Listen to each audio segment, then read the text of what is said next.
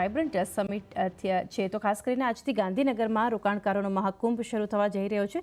10મી vibrant Gujarat global summit આજથી પ્રારંભ થવા જઈ રહી છે, તો આજે સવારથી શું તૈયારીઓ છે, આ સમિટમાં શું ખાસ રહેવાનું છે તેની વિગત સાથે મહાત્મા મંદિરથી જોડાયા છે અમારા સહયોગી ઉર્વિન વ્યાસ। ઉર્વિન, ગુડ મોર્નિંગ। અને એક ખાસ માહોલ આજે તમને જોવા મળી રહ્યો હશે અને આજથી સમિટની જે શરૂઆત થઈ રહી છે, કોણ કોણ હાજરી આપશે સૌથી પહેલાં જાણીએ ઉર્વિન।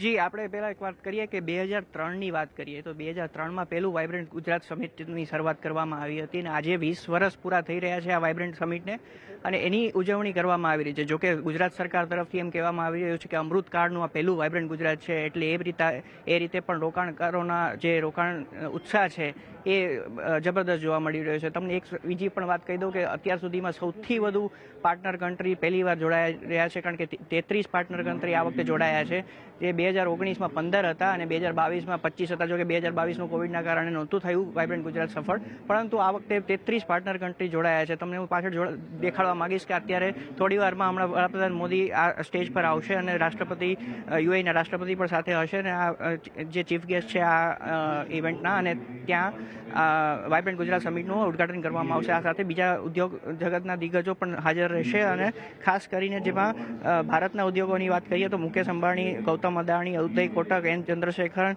કુમાર મંગલમ બિરલા, સુનિલ મિત્તલ, એલ.એન. મિત્તલ, બાબા કલ્યાણી, જય શ્રોફ, બીકે ગોયંકા, પંકજ પટેલ, દિનેશ ખરા એ બધા જોડાશે। સાથે સાથે મુખ્યમંત્રી ભૂપેન્દ્ર પટેલ પણ હશે અને નિર્મલા સીતારમણ, પિયુષ ગોયલ અને રાજેશ ચંદ્રશેખર પણ હાજર રહેશે। આ સાથે તમે જોવા જાવ તો ખાસ કરીને ગ્લોબલ સીઈઓમાં પણ માઇક્રોન ટેકનોલોજીસના સીઈઓ સંજય મલ્હોત્રા પણ હાજર છે અને સાથે સાથે સુઝુકી મોટર્સના કોર્પોરેશન્સના પ્રેસિડેન્ટ તોશિહિરો સુઝુકી પણ હાજર રહેવાના છે।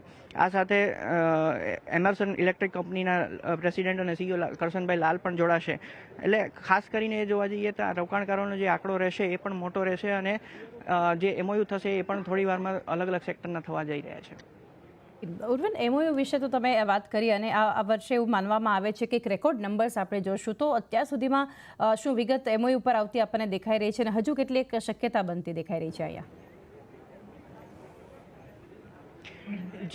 જી, આપણે પ્રી વાઇબ્રન્ટ સમિટની વાત કરીએ તો પ્રી વાઇબ્રન્ટ સમિટમાં જ અનેક પ્રકારના એમઓયુઝ કરવામાં આવ્યા। અત્યાર સુધીમાં કુલ 234 એમઓયુ કરવામાં આવ્યા, જેની ફિગર અત્યાર સુધીમાં જ 10 લાખ કરોડને પાર પહોંચી ચૂકી છે અને અત્યારે હાલના સમયમાં પણ આજના 3 દિવસમાં પણ એક રેકોર્ડ નંબરના એમઓયુ જોવા મળી શકે એમ છે। ખાસ કરીને સરકારનો focus textile, diamonds, chemicals, petrochemicals, ceramic, automobile, pharma જેવા સેક્ટર પર તો છે જ, કારણ કે ગુજરાતનો એમાં દબદબો છે અને એ જ વૈશ્વિક સ્તરે પણ ઉજાગર કરવા માટે ગુજરાતે આ વખતે ફોકસ કર્યા છે અને ટ્રેડ શોમાં પણ આપણે એની ઝલક જોવા મળી છે। આ સાથે સાથે ખાસ ફોકસ એમઓયુમાં semiconductor, green hydrogen, renewable energy અને સ્પેસ એરક્રાફ્ટ પર ખાસ કરવામાં આવશે।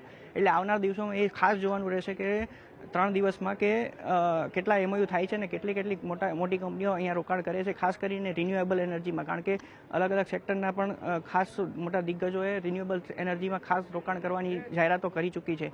હમણાં થોડા દિવસ પહેલાં ગઈકાલ કે પરમ દિવસે જ તામિલનાડુનું એક ઇન્વેસ્ટર સમિટ પણ પૂરું થયું, ત્યાં પણ રેકોર્ડ નંબરમાં લોકોએ કોર્પોરેટ દિગ્ગજોએ રોકાણ કર્યું છે અને ખાસ કરીને ત્યાં પણ રિન્યુએબલ એનર્જીને લઈને વધારે પણ રોકાણ જોવા મળ્યું છે।